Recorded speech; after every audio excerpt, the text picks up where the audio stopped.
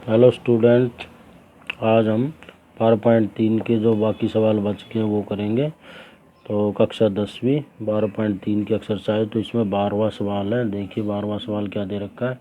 इसमें ओ ए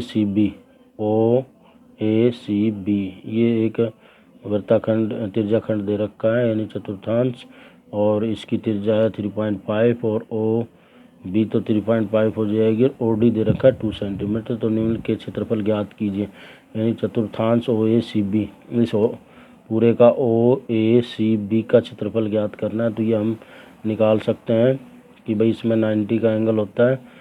तो चतुर्थांश का क्षेत्रफल देखिए कैसे निकाल रखा है। चतुर्थांश का क्षेत्रफल ओ डी बराबर 2 सेंटीमीटर, ओ बी बराबर 3.5 सेंटीमीटर, और इसका पूरे का क्षेत्रफल निकालेंगे। चतुर्थांश ओ ए सी बी का क्षेत्रफल क्या हो जाएगा, 90/n θ/360 गुना 22/7 यानी पाई आर स्क्वायर। आर है 3.5। तो इसको सोल्व कर देंगे। ये 4 पर कट जाएगा, 2 से काटेंगे 11, और यहाँ पर आ जाएगा 35। 11 गुना 35/2 गुना 7 गुना, और डेसिमल नीचे उतार लिया 10। अब 7 से काट दिया 5 पर, और 5 से काट दिया इसको 2 पर, फिर 5 से काट दिया।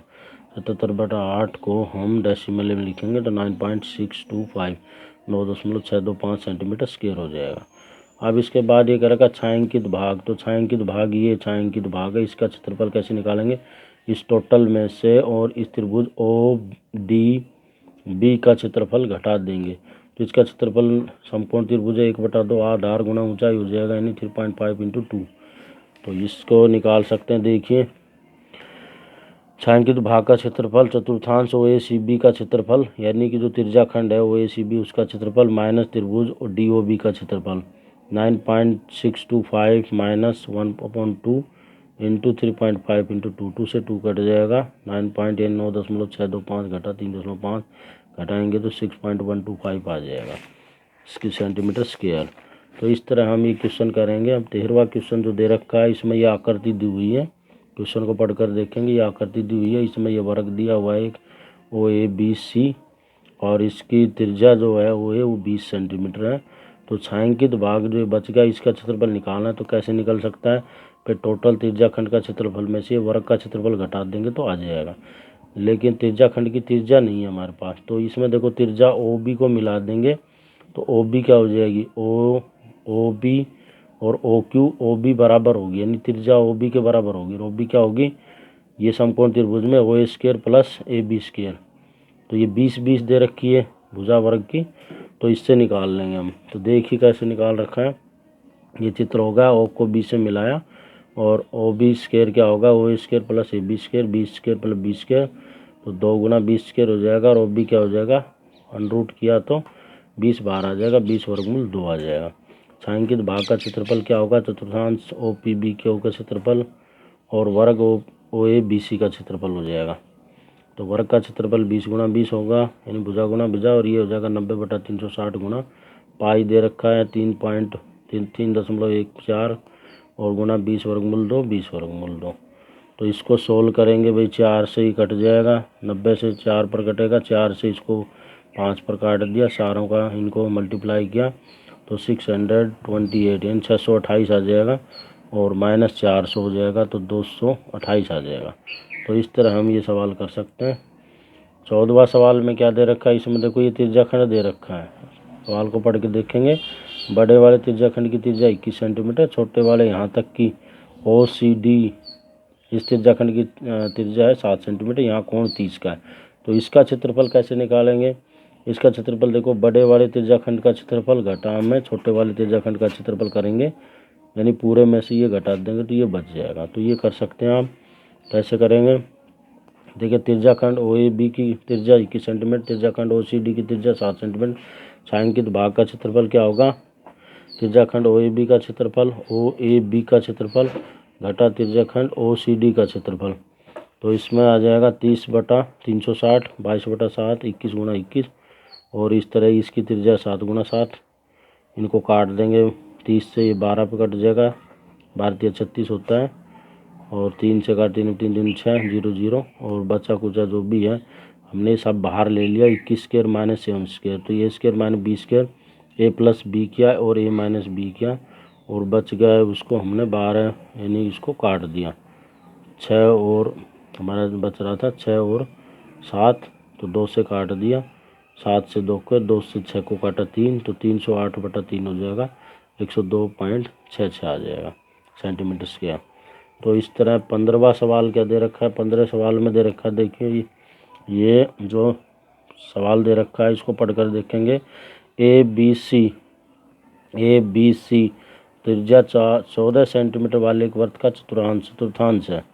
यानी कि ये जो ए बी सी कह रखा है, यानी ए बी सी त्रिभुज भी होती है, लेकिन यहाँ पर जो ये चतुर्थांश है ये है, तो यहाँ पर हम मान लेंगे इसको, यहाँ पर ई और एफ कोई पॉइंट मान लेते हैं। थोड़ी देर के लिए हम कोई पॉइंट मान लेंगे और तो अब इसका क्षेत्रफल और इसकी बीसी को केंद्र मानकर, बीसी का आधा यानी व्यास है, व्यास मानकर एक अर्धवृत्त खींचागा। तो ये बीसी को व्यास मानकर खींचा तो बीसी का आधा होगा वो इस अर्धवृत्त की त्रिज्या होगी। और ये जो शेडेड पोर्शन है इसका क्षेत्रफल निकालना है। तो कैसे निकालेंगे, एक तो हमें पूरे त्रिज्याखंड का क्षेत्रफल चाहिए और ये वृत्तखंड का क्षेत्रफल, ये अर्धवृत्त में से इस वृत्तखंड का क्षेत्रफल घट जाएगा तो वो क्षेत्रफल आ जाएगा शेडेड रीजन। तो हम इस त्रिज्याखंड में से पहले तो ये त्रिभुज घटाएंगे और फिर जो बचेगा उसको इस अर्धवृत्त के क्षेत्रफल में से घटा देंगे। देखिए इसमें ए बी सी त्रिभुज ए बी सी में क्या है, बी सी निकाला हमने, ए बी स्क्वायर और ए सी स्क्वायर। तो ये 14 सेंटीमीटर दे रखा है तो 14 वर्गमूल 2 आ जाएगा। अर्धवृत्त की त्रिज्या इसकी आधी हो जाएगी, 2 से भाग कर दिया। छायांकित भाग का क्षेत्रफल क्या होगा, एक तो अर्धवृत्त का क्षेत्रफल बी एफ सी का क्षेत्रफल, तो इसको बी एफ, ये एफ मान लिया मैंने, एफ और सी, और इसको ई मान लिया यहाँ पर, ठीक है।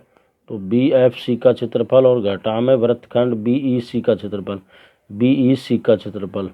तो अब यहाँ पर बी एफ सी का क्षेत्रफल तो हो जाएगा अर्धवृत्त है 1/2 पाई आर स्क्वायर, यानी पाई गुना त्रिज्या हो जाएगा 14 वर्गमूल 2 और गुना 14 वर्गमूल 2 घटा त्रिज्याखंड। ये तो बी ई सी का क्षेत्रफल कैसे निकलेगा, वृत्तखंड का त्रिज्याखंड का क्षेत्रफल बी ए बी ई सी, त्रिज्याखंड का क्षेत्रफल घटा त्रिभुज ए बी सी का क्षेत्रफल। तो त्रिज्याखंड का क्षेत्रफल 90/360 और 22/7 और 14 गुना 14 हो जाएगा और ये हो जाएगा 1/2। और त्रिज्या जो त्रिभुज है इसका क्षेत्रफल आधार गुना ऊंचाई, तो इसका आधार 14 है और ऊंचाई भी 14 सेंटीमीटर। तो इसको सोल्व करेंगे तो ये सारा काटेगा 4 पर आ जाएगा, 90 से 360 4, 2 से काट दिया 11 और फिर 7 से ये काट दिया और 2 से 2 कट गया, यानी 2 से यहाँ काटा, यहाँ से 7 आ गया, 7 से 60 काट दिया, ठीक है। तो इस तरह ये आ जाएगा 154 घटा 98, तो यहाँ आ जाएगा 616 घटा 66, ठीक है। तो इस तरह आ जाएगा यहाँ पर 560 सेंटीमीटर स्क्वायर।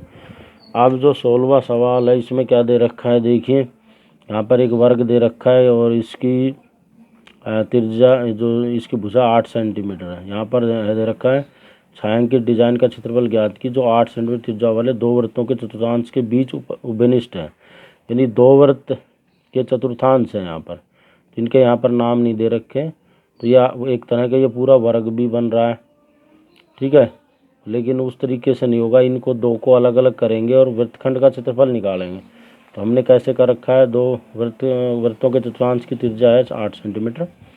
हमने इस चित्र को देखो ऐसे बनाया, ए बी सी डी और बीच में डॉटेड लाइन में इसको ई मान लिया, इसको एफ, तो अलग अलग किया इसको, तो ए बी एफ डी बन गया एक वृत्त त्रिज्याखंड और ये बन गया इसको सी डी और ई बी।